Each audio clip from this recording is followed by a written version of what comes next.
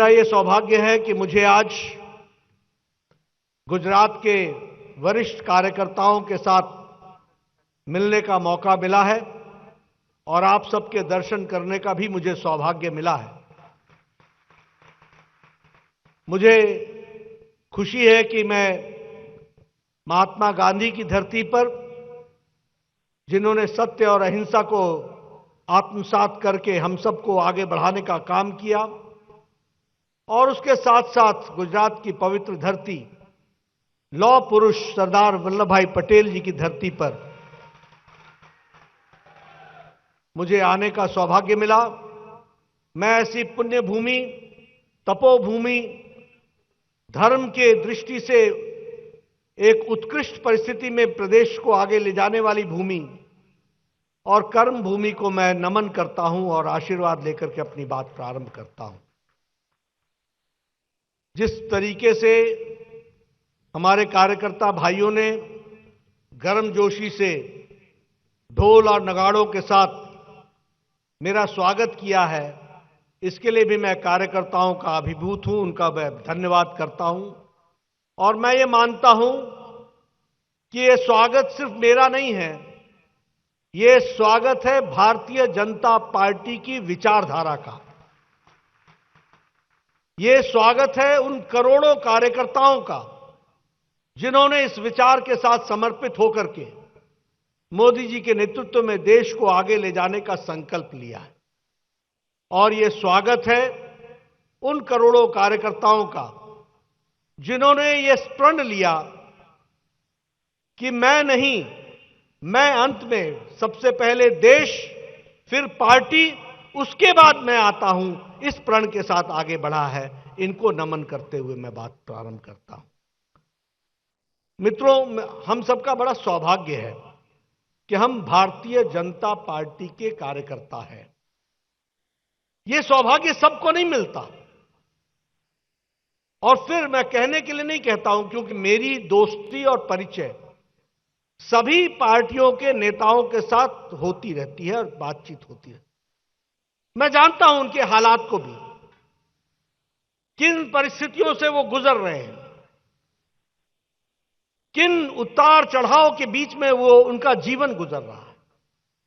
मुझे याद है जब मैं कॉलेज का विद्यार्थी होता था, यूनिवर्सिटी का विद्यार्थी, तो उस समय मुझे मेरे साथी जो कांग्रेस के बड़े कार्यकर्ता, यूथ कांग्रेस के बनते थे, एनएसयूआई के बनते थे, वो मुझे कहा करते थे, नड्डा तुम्हें राजनीति नहीं मालूम, तुम्हें पॉलिटिक्स नहीं मालूम, तुम देश की मुख्य पार्टी के साथ चलो, तुम आगे बढ़ो।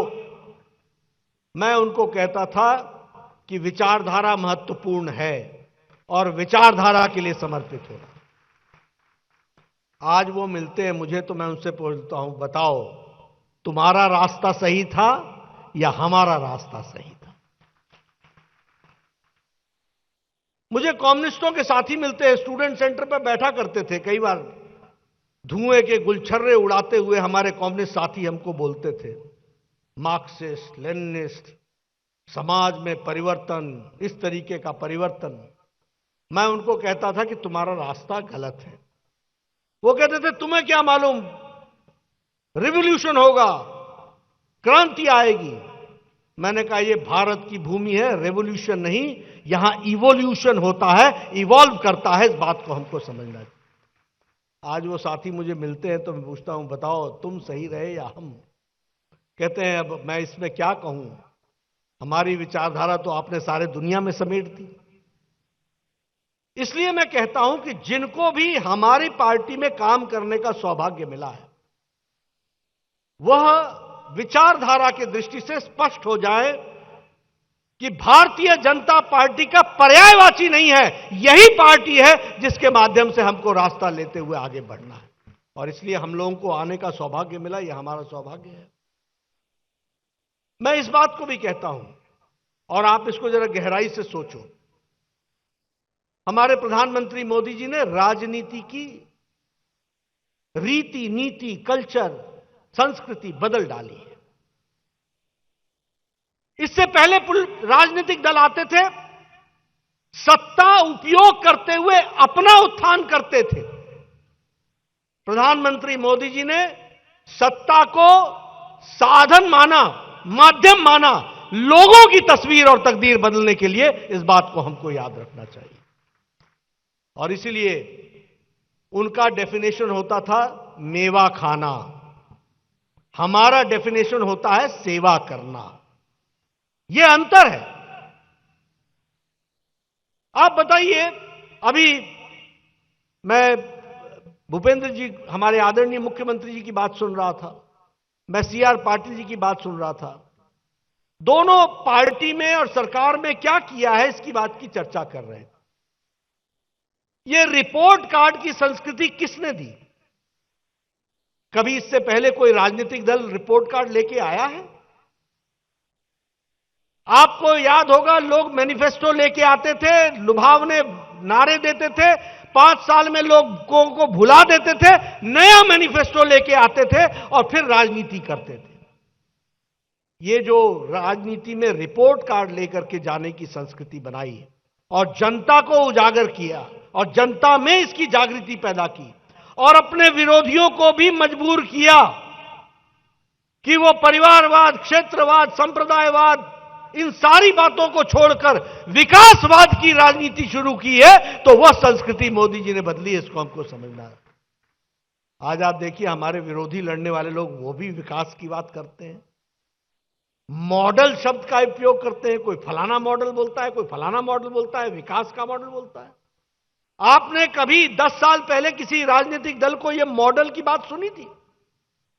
कभी विकास की बात इनसे सुनी थी? प्रधानमंत्री मोदी जी ने राष्ट्रवाद और विकासवाद के माध्यम से टक्कर दी है तो परिवारवाद को, टक्कर दी है तो क्षेत्रवाद को, टक्कर दी है तो जातिवाद को, टक्कर दी है तो संप्रदायवाद को, और आगे बढ़ाया है तो राष्ट्रवाद, और काम किया है तो गांव, गरीब, दलित, वंचित, पीड़ित, शोषित, महिला, युवा, इनके लिए काम करते हुए आगे बढ़ने का काम किया है। तो यह संस्कृति बदली है तो आदरणीय प्रधानमंत्री जी ने बदली। और मैं यहां यह भी कहना चाहता हूं, हमारा यह सौभाग्य है और आगे हमारी चैलेंज क्या है, वो परिवारवाद है। देखिए, आज मेरे से पत्रकार पूछ रहे थे कि आपने 90% जीत लिया तो क्या आप ऑपोजिशन नहीं चाहते?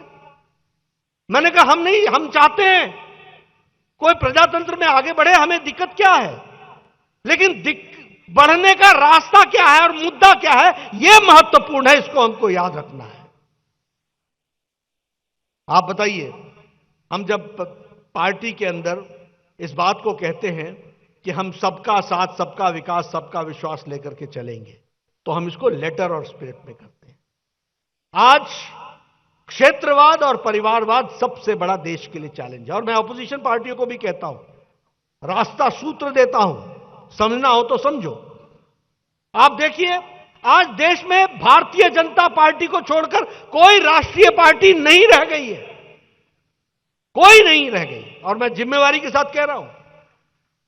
आप देखिए, पहले देश में क्षेत्रीय पार्टियां आई और धीरे धीरे क्षेत्रीय पार्टियां परिवार की पार्टियों में परिवर्तित हो गई। जम्मू कश्मीर में भारतीय जनता पार्टी है, लड़ किससे रही है? नेशनल कॉन्फ्रेंस, पहले क्षेत्रीय पार्टी थी, बाद में परिवार की पार्टी बन गई। पीडीपी पहले क्षेत्रीय पार्टी थी, परिवार की पार्टी बन गई। पंजाब में संयुक्त शिरोमणि अकाली दल किसकी पार्टी है? परिवार की पार्टी है, पहले क्षेत्र की पार्टी बनी है, परिवार की पार्टी बन गई। हरियाणा में आइए आप, ये लोकदल, अभय चौटाला, अजय चौटाला, जो भी बोले, क्षेत्र की पार्टी है, परिवार की पार्टी है। उत्तर प्रदेश में हमारी टक्कर किससे हुई? समाजवादी पार्टी से। किसकी पार्टी है? क्षेत्र की पार्टी है, परिवार की पार्टी है। बिहार में हमारी टक्कर किससे हुई? आरजेडी लालू से हुई। किसकी पार्टी है? पहले क्षेत्र की पार्टी थी, अब परिवार की पार्टी बन गई। झारखंड मुक्ति मोर्चा, झारखंड में किसके साथ लड़ाई हुई? हेमंत सोरेन के साथ, शिबू सोरेन के साथ। कौन सी पार्टी है? क्षेत्र की पार्टी है, अब परिवार की पार्टी बन गई है। बंगाल में हमारी लड़ाई हुई, किससे हुई? टीएमसी से। किसकी पार्टी है? पहले क्षेत्र की पार्टी, अब परिवार की पार्टी बन गई। आप बीजू जनता दल पर आइए, एक व्यक्ति की पार्टी, आप आंध्र प्रदेश में आइए, जगनमोहन रेड्डी की पार्टी किसकी पार्टी है? वाईएसआर की पार्टी। पहले क्षेत्र की पार्टी, अब परिवार की पार्टी। तेलंगाना में आइए, किसकी पार्टी है? चंद्रशेखर राव की पार्टी है। तेलंगाना राज्य समिति की पार्टी है, टीआरएस है। किसकी पार्टी है? क्षेत्र की पार्टी है, परिवार की पार्टी बन गई। तमिलनाडु में डीएमके क्या है? परिवार की पार्टी है, क्षेत्र की पार्टी थी। महाराष्ट्र में क्या है? हमारी एनसीपी और शिवसेना क्या है? पहले ये क्षेत्र की पार्टी थी, विचार की पार्टी थी, अब ये परिवार की पार्टी हो गई।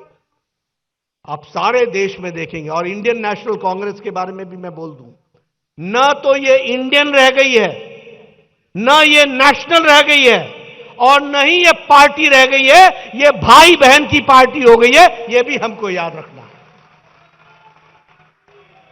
ये तो भाई बहन की पार्टी हो गई है। G23 फलाना ढमकाना शब्दावली आप देखिए, यानी पार्टी में विचार विरोध रखना यानी पार्टी विरोधी हो जाना।